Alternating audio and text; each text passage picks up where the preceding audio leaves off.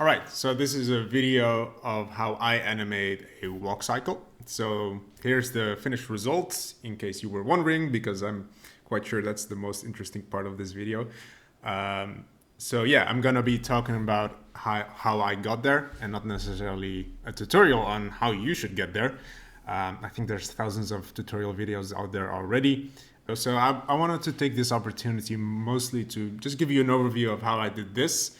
So in particular, I wanted to talk about some stages of this animation and give you guys an overview. So while this is not a tutorial per se, you might find it useful to hear about my thought process. With that said, let's jump into the process of this video. So yeah, I'm gonna pull up the video myself and play this so I can see what is going on. So yeah, I generally started out with a rough animation, and this is basically the guidelines that I need to see what the motion will look like before I start detailing everything. And this is quite important. And you do this in painting all the time. You have some sort of composition, some rough drawing to see what it would look like before you start putting hours into it and detailing everything. And so you want to make sure that this stage looks nice to you. It's a stage where you want to kind of explore ideas and see what works and what does not work, and just to not be committed to anything too much. And so that's what I'm doing here. You can see me kind of trying things out, deleting them, and one of the most important things here is that I'm looping through the frames to see whether the motion makes sense or not.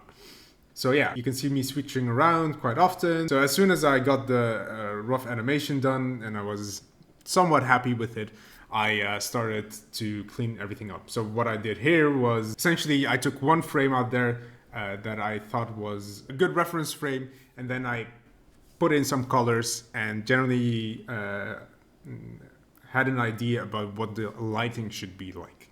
So this has to be consistent with all your frames. So I tried to finish one frame completely and then basically copy the same kind of setting in the other frames. This stage of the animation process is generally quite straightforward. So you just look at the previous frames, you look what color there is, and then you basically just draw the frames and detail everything out. Put some music on, you put a good playlist on, and then you just work through it.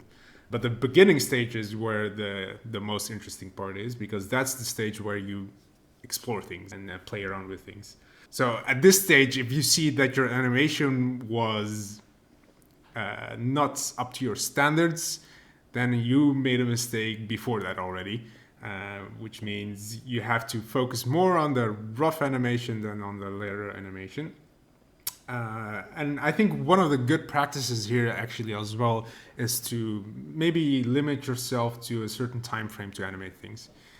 So you see this also quite often in painting. So that's where I basically take most of my inspiration from. But what they do there often is having spit paints or 30-minute challenges to get something on paper as quickly as possible. And here you're really forced to actually think about these kinds of decisions. And perhaps I'll do a video on that later on. The final stage is essentially looking at, okay, what can be smoother? What's called in-betweens to make sure that everything goes smoothly together. So there I was essentially just looking at, okay, where can I add the frames which will make it look as smooth as possible.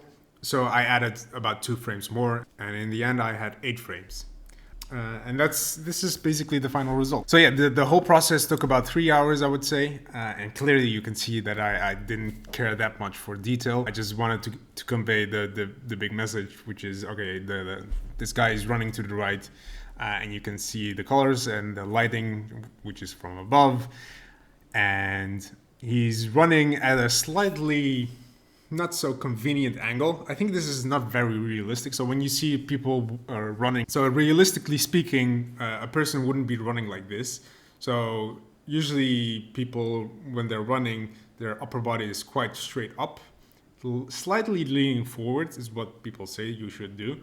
But not as much forward as this guy's running. But I wanted to give it kind of a more interesting flair or interesting aspect where he's almost falling into his steps. So yeah, this is basically the high level overview. So I animated this in Procreate, And this is by no means the best animation tool out there, but it's a great painting app. And they have this feature to allow you to use some layers in your layer stack as frames and play this as an animation. So it's more of a side tool to this painting app than it is an animation tool. But nonetheless, we can play around with the cool brushes that they have, which I don't really use, to get sort of a almost complete finished look out of it. So that's quite nice, I think. So that wraps things up. If you have any thoughts or suggestions, please leave a comment in the comment section below. And I guess I'll see you guys next time.